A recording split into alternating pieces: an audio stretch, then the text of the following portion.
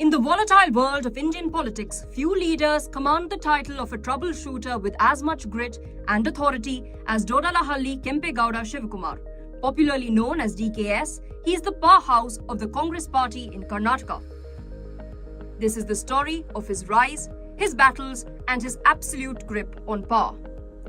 Born on 15th May 1962 in a modest Vokaliga agrarian family in Kanakpura near Bengaluru, Shivakumar's roots were deeply tied to the soil.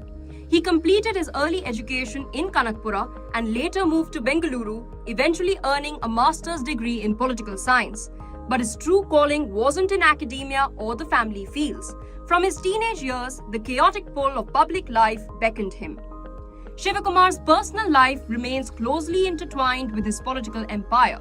He is married to Usha, and the couple have two daughters, Aishwarya and Abharna, and a son, Akash.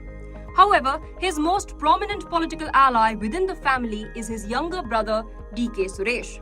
Suresh is a powerful political figure in his own right, having served as a member of parliament from Bengaluru Rural, acting as Shivakumar's eyes and ears on the ground. Shivakumar entered politics during his college days in the late 1970s, joining the National Students' Union of India. He was deeply influenced by the mass appeal and the socialist rhetoric of Indira Gandhi. In a region dominated by powerful local chieftains, a young, aggressive Shivakumar saw politics not just as a career but as a battlefield. His fierce ambition and organizational skills quickly caught the attention of the state's top leadership. Every political titan has a mentor. While Shivakumar cut his teeth under former Chief Minister S. Bangarappa, it was another legendary Congress Chief Minister, S.M. Krishna, who became his ultimate political guru. Under Krishna's mentorship in the late 90s and early 2000s, Shivakumar refined his raw political instincts into sophisticated statecraft, learning how to manage resources, caste combines, and party loyalty. Shivakumar's giant killer status was cemented in 1989 when at just 27, he defeated senior Janata Dal leader H.D. Deve Gowda in the Sathanur constituency. This historic win skyrocketed his stock. He was quickly inducted into the state cabinet, becoming one of the youngest ministers in Karnataka's history. Throughout the 90s, he built a reputation as a fierce organizational man who could deliver wins against all odds.